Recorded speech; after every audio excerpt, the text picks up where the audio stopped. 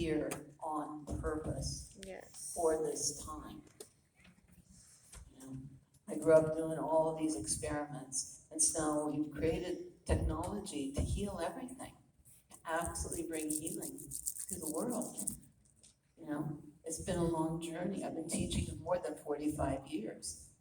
And I built my first scalar healing light chamber in 1978. But I started in chiropractic back in 1971. Chiropractic, nutrition. I see everything as engineering, electrical, mechanical, physics, biophysics, nuclear physics in the body. So that's what your biophysics. I'm going to share some of the secret science, because I'm also, you know, like I said, each and every one of us, we were born for this time. And we wait a long time for this time on the planet. It's the time of revelation, the time of prophecy. And we're here now to fulfill, to be the fulfillment of all the prayers, all the promises, all the prophecies of all who've gone before us. And you wouldn't have your highest purpose, your highest vision, your greatest mission, and highest purpose for being here on this planet if you weren't here to fulfill it, and if we didn't have everything to fulfill it all now. But the power that made the body heals the body.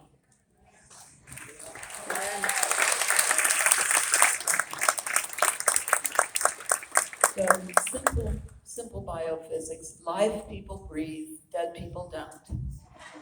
Okay.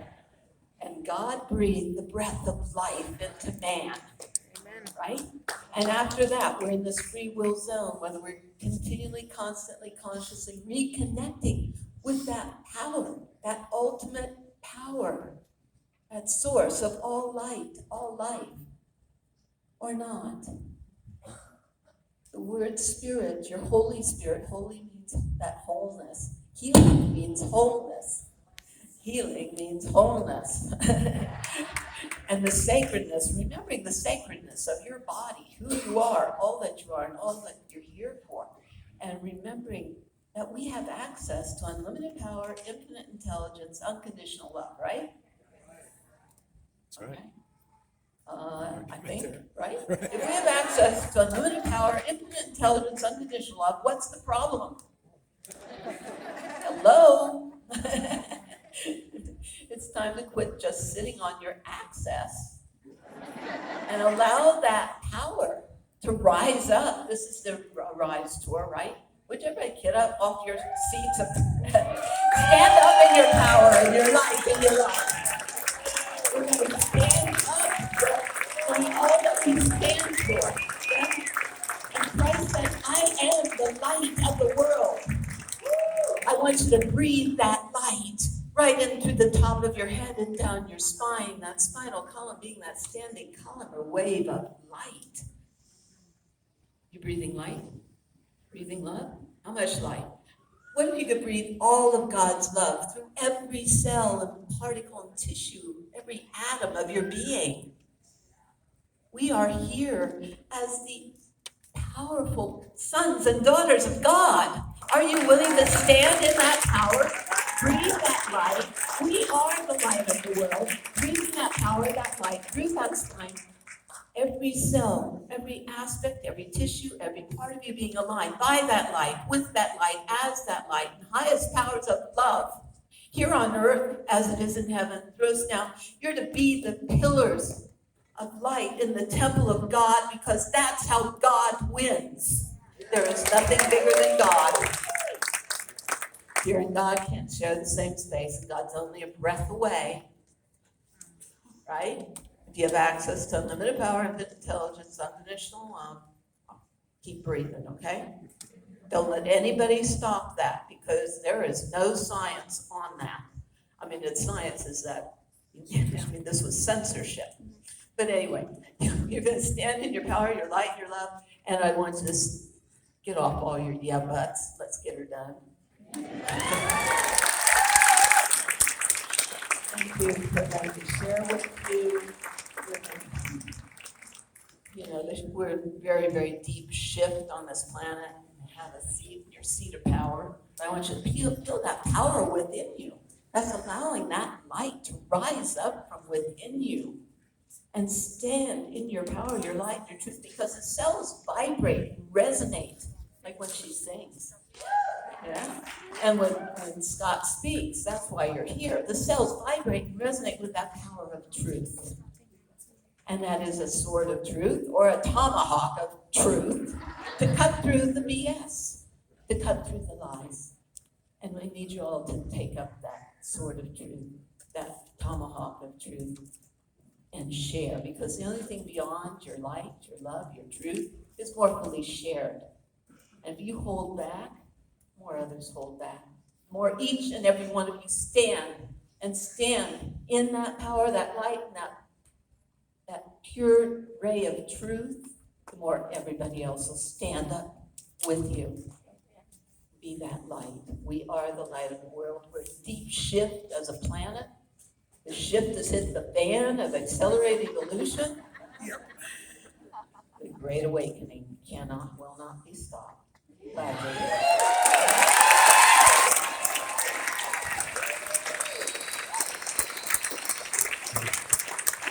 Thank you. I want to thank someone else who's done an amazing job tonight, the sound guy up there. What's your name, brother? Jared? Thank you. How about a round of applause for Jared? We threw a lot at him tonight. First, we didn't give him Scott's music. Then the rods of God started hitting the building and shutting out the power. Doing an amazing job. Thank you. Thank you. And again, we can't do this without your support. Your prayers, your emotional support, also your financial support if you're in a position to do that. We've got that amazing Patriot Street Fighter gear out there. You can donate out there.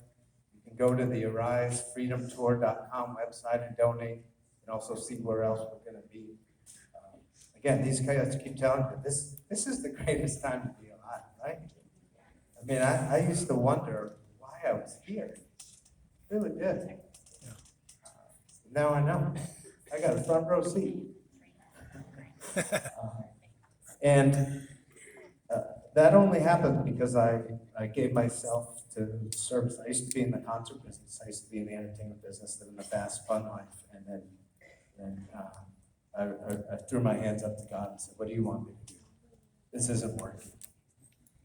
And he asked me to go talk to people like this. So here I am. And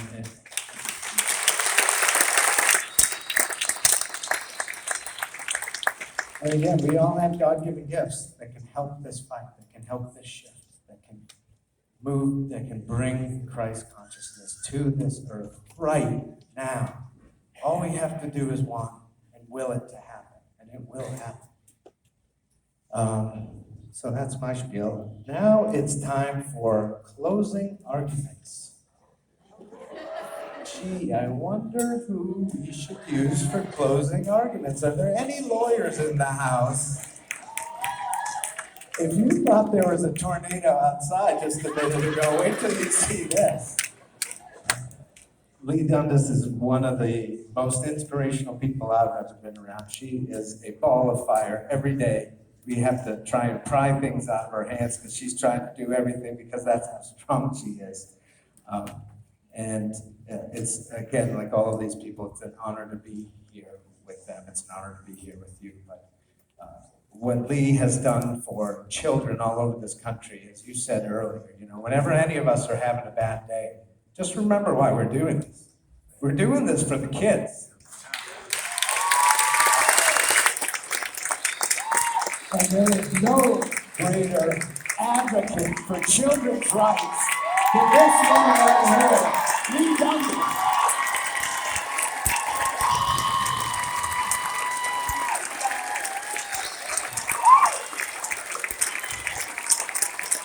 Thank you guys. Wow, what a house. Woo!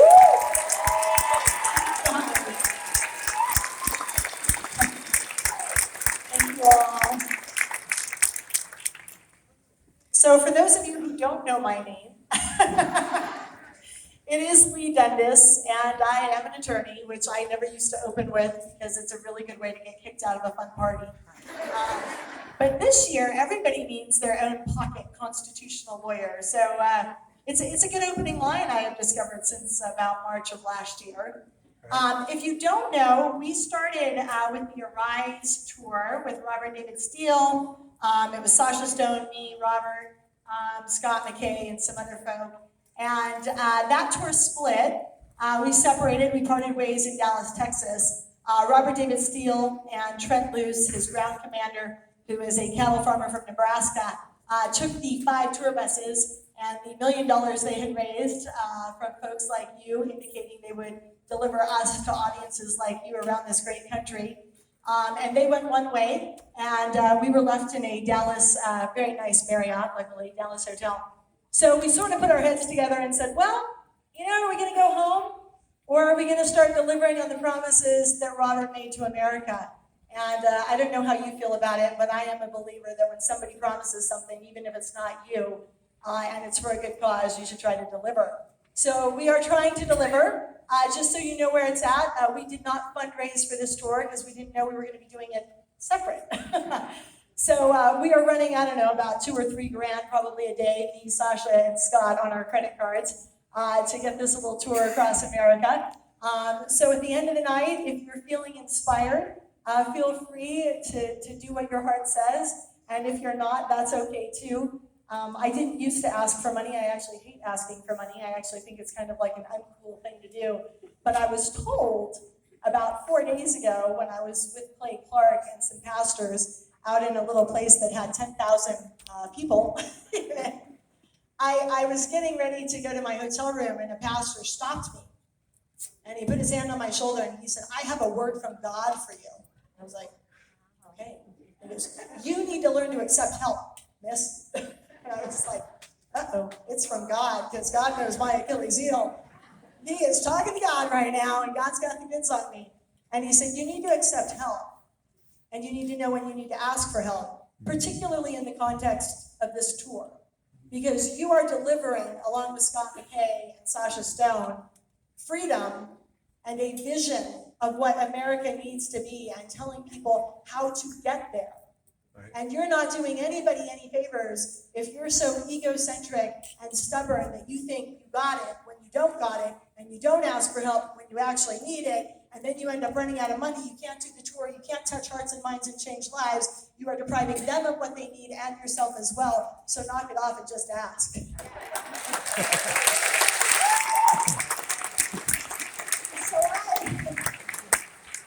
So I've been practicing something that comes very difficult for me, which is actually asking for help. And the last couple of days, people have been more than kind. So that's a little backdrop to what we're probably going to ask for at the end of the night.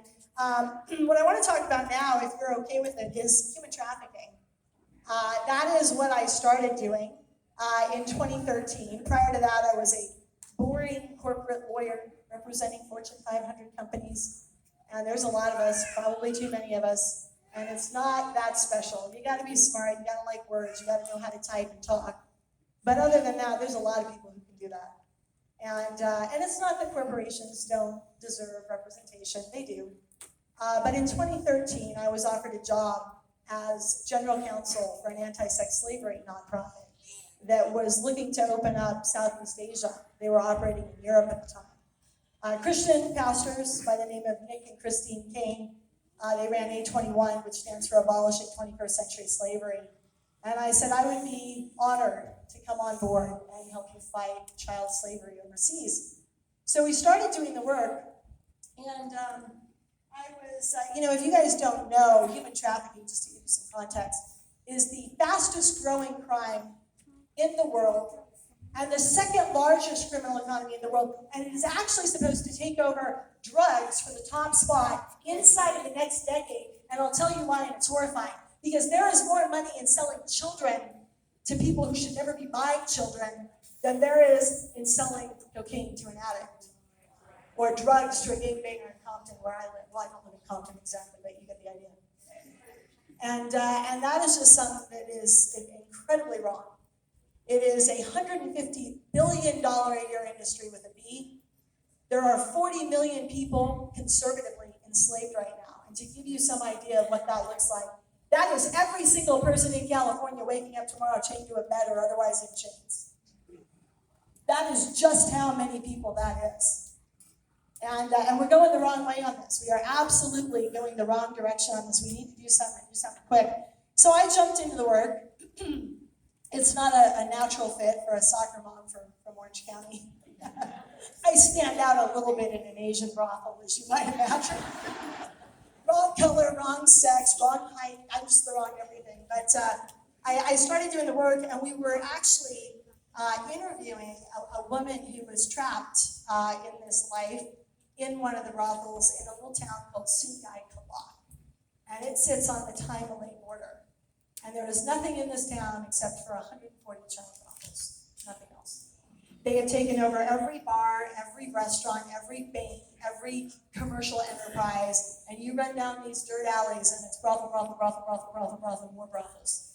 And as if they didn't have enough to worry about, the little town is bombed on average once a day. Most calendar years, the years I was working there a lot, they were having 330 bombs go off a year. Because not only are they a brothel town, they sit across the river from Malaysia, where the people who are bombing the Mideast, the radicalized insurgent bombers, are practicing their trade, and why not bomb a brothel town? So that is the area I was working in. We had a film crew, a Christian film crew with us. We were doing an interview of a girl who at the time was 4 years older than my daughter, who was 8. Probably, give or take, 4 or 5 years older. And we asked her, did you know what you would be doing when you got here? Because in Eastern Europe, in Greece, in the Ukrainian areas, and some of the poorer areas of Europe, when you recover a girl out of child sex slavery, she's 16, 17, 18 years old. She was told in her poor village, as a Roma gypsy or a Ukrainian woman or a former Soviet bloc country, that she needed to make money for her family, that she could hand her passport and her paperwork to this man who had promised her a job in Greece as a waitress, and she thinks she's going to be a waitress in Greece, but she gets drugged en route and her paperwork gets taken away and she wakes up in a brothel, but that's not what she thought she was going to be doing. The situation in Asia is markedly different. So we asked this girl, did you know what you would be doing when you got here? And she said, yes, I knew exactly what I would be doing. And there was a pause, and then she looked dead into the camera and to us, and she said, but I'm not unhappy. And my colleague who was from London leaned over and whispered into my ear, he goes, something's wrong with the translation, ask it again. So we asked it again, and she gave the same answer. She said, yes, I knew exactly what I would be doing when I got here, but I am not unhappy because my 7 brothers and sisters and my mother have food on the table and they're in school. And I looked over to the corner of the room where the 2 guys were on the camera, and their hands were shaking on the camera, and they had tears dripping off their chin. And, I had a preconception, like most of you guys do, like most of us in first world countries do, which we have no right to. So I want to disabuse everybody in listening distance of my voice right now, that notion. You think, and I think, probably and understandably, having been raised where we were raised, that you would never sell your child into this industry. That you can't think of a reason why somebody would do that unless they were evil. And I am here to tell you that is not the case. That these mothers and fathers who are selling their eldest child to a brothel are doing so because if they don't, every single one of their children will die this year, as will they. And that is a Hobson's choice, a rock and a hard place like no other. And I sat there in that brothel that day, and I learned a lesson I have never forgotten, which is we need to start solving a poverty problem if we have a prayer of solving the slavery problem. And the other thing that we need to start solving for is the demand side of the equation, because as ugly as it is to confront, the people who are selling human beings would be selling weapons and heroin just like they used to if the profit margin were better. If nobody were lined up to buy people, they would not be selling people. They would sell something else. So when they are selling people, this is what you know. There is a market for it, and we need to start cleaning that up, and every single one of us can be a causation point over that. We can talk to our schools. You are never too young as a demographic to talk to children. I was interviewed on a radio show about a story, and they said, you gotta tell the story about how you explain what you do and what that problem is to 8-year-olds. And it's just a brilliant answer. You got to tell our listeners what you said. And I said, look, the answer had nothing to do with me, but I'll tell the story. So my husband and I were on a plane. I think we were coming in or out of Cambodia. And my daughter, who was 8 at the time, goes, Mama? And it was just about this quiet. What is child sex slavery? And I looked over my very short daughter at the time's head to my husband, and I was like, I did those help me eyes. You go, come on, baby, come on. And he's like, this is all you. Good luck with that. I'm a chiropractor. You're the lawyer. You're feeling what it's like to be on the other side of it now. So he was of zero help. And I'm like, wow, what am I going to say? So I was like, I know. I'm going to give her the labor trafficking definition. So I said, well, honey, there's people in factories in places like we're going to that end up making our t-shirts and our Nikes and our cell phones. And they work these little children all day long, 12, 14 hours a day, no days off, no breaks, no school, no recess, no time for fun, no family. They are enslaved, and they are making the things that you and I wear if we're not careful about what we buy. And I'm thinking I dodged a bullet. All the Cambodians who probably don't understand English, but they understood that much, are like, listening in, right? And I'm sitting there going, whew. And my daughter is silent for about 30 seconds, and she goes, so how does the sex part factor in?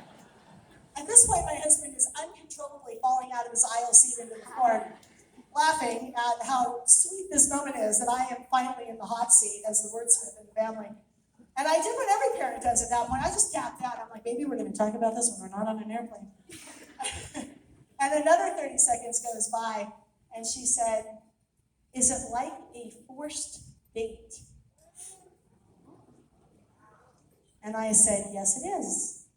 And in my head, that was just enough data for her to think with at the ripe old age of 8. It is a forced date. Every kid in 3rd grade knows boys have cooties. You don't want to be forced to be on a date with them if you don't want to. Just enough data for her to understand it's wrong, but not enough data that she's going to need 20 years of counseling. So there is a way to get this data to our children, and we need to start doing it because it is one heck of a problem. It is absolutely a huge problem. And we also need to start, like I said, solving the poverty and the demand side of the equation. So a lot of the countries that I work in are communist or formerly communist. The Laotian children who are being sold out of their villages, right? Laos is still a communist country. And I was actually on the ground in Thailand in 2014. And these countries have coups every 5, 6, or 7 years.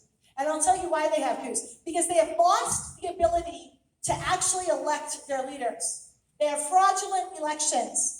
They cannot control who leads them.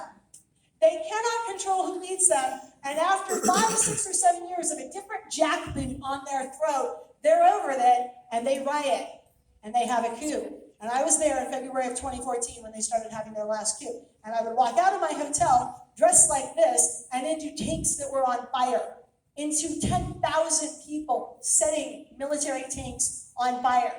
You would look at photos and it was wall to wall. People were shoulder to shoulder, and the military was in the middle, and the people were around the edge. And these people, let me tell you something, these people were fighting to the death for the prayer of a right to have a fair vote, or a right to assemble, or a right to speak. All of the rights that we've been busy taking for granted, they were fighting to the death for. And we have been busy ignoring them. We are living in one of the most blessed countries in the world. And we have been sitting on our hands, and that needs to start changing right away, if you ask me, right away.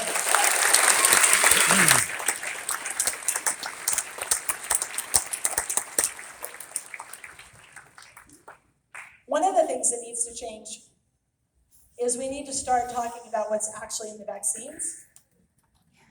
And we need to start giving people truly informed consent. I am not pro or anti-vax. I am all about you having the data you need to make a well-informed decision. Okay? That is your right as a human being and as an American.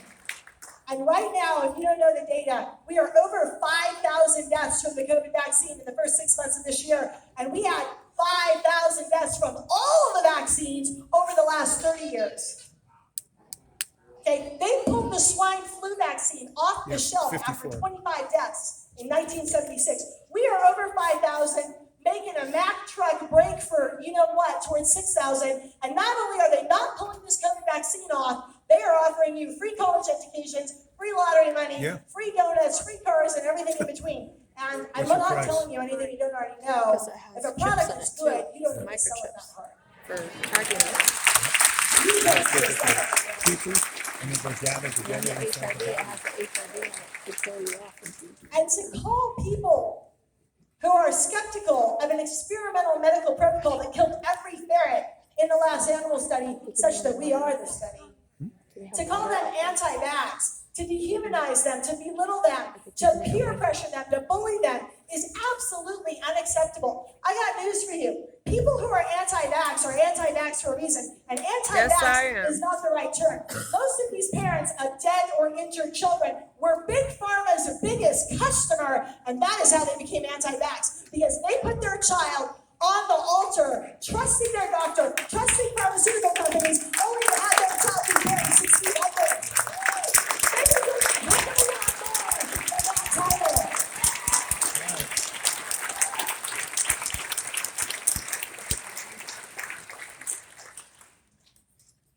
The CDC has said the risk of dying from COVID-19 is so low if you are under the age of 18, it is calculated at 0.0%.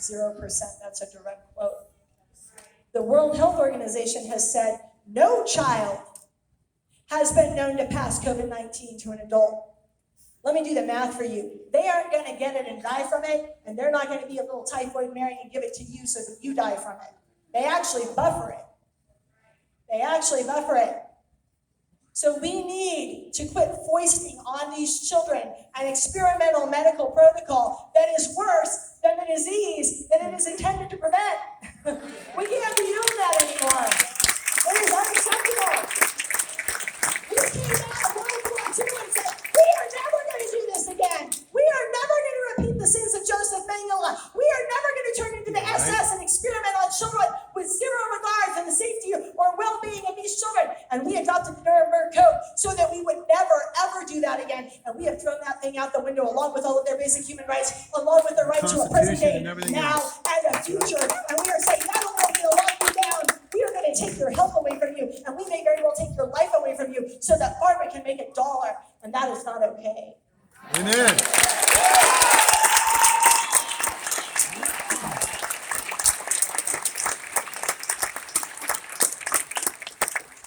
And the people on the other side of the fence from me, I grant you, you have a right to your opinion. What I don't grant you is the right to belittle the parents of dead or injured children. Okay, because here's the thing.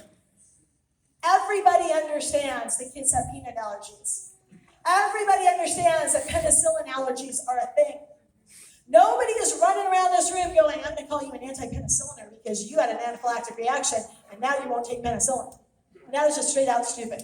Nobody is saying, oh, you're an anti-peanuter? Anti-peanuter. Why in the heck are we doing that to these poor parents and kids whose kids have a legit allergic reaction to the vaccine? Let me tell you what's in the kiddie vaccines if you don't know.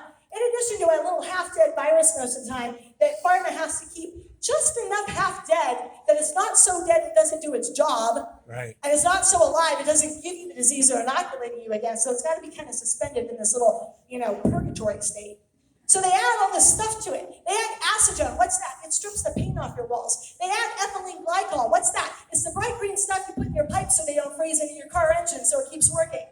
They add formaldehyde. What's that? It's what we use to embalm dead people. And by the way, it's a known carcinogen. Okay, they add ethylene. I already said ethylene glycol. They add aluminum. They add mercury. They add antibiotics that people are allergic to. And then they take this chemical cocktail and they shove it into these little babies' bodies, bypassing the GI system, bypassing the lungs. It goes straight into the blood, where it can go anywhere after that. Their liver is the size of my finger, and some of these kids have an allergic reaction to some of these ingredients that you and I would also have an allergic reaction to. And I got news for you. If I poured you a shot glass full of the chemicals I just said, and I said, hey, baby, bottoms up, and you died, I would be arraigned, and rightly so, on murder 1 charges. But if I am a doctor in a white lab coat, and I have the right initials after my name and before my name, and I do it to 95% of my pediatric practice, and some of them die, not only am I not held accountable, not only is Farmer not held accountable, not only can I not be arrested and prosecuted for the crime of killing a child, I am given a $300,000 bonus by Anthem Blue Cross if I can get 95% of the parents to be dumb enough to not research this and kill their kids. That's a problem. That is a huge problem. So I found out something on my little mastermind call this morning that I think I should share with you, even though I haven't had a moment to research it. It's called the American College Health Association. Sounds like a nice little organization, doesn't it? It is designed to put vaccines on college campuses and school campuses. It is designed to give tiny campuses and school districts $6 million, use it or lose it. You use it, you have to do this vaccine protocol, or you lose the money. You need to go do some research like I do and figure out where this is going on in your community, and then you need to get rid of it. You need to make sure your schools aren't doing this. So a quick word on mask wearing. Did you all see the mask study that came out of Florida 5 days ago? Well, you all know, for those of you who didn't, the little kids were wearing clean masks for 8 hours, brand new masks. They sent the masks into the lab, and they found strep, TB, Legionella, Lyme disease, staphylococcus, a few different types, encephalitis germs, 1/3 of which was antibiotic resistant, as well as mold and fungi and all sorts of other stuff. So a quick word to the wise: if you don't let your children lick the urinal at LAX airport when you're on your way to Europe, you probably shouldn't let them wear a face diaper.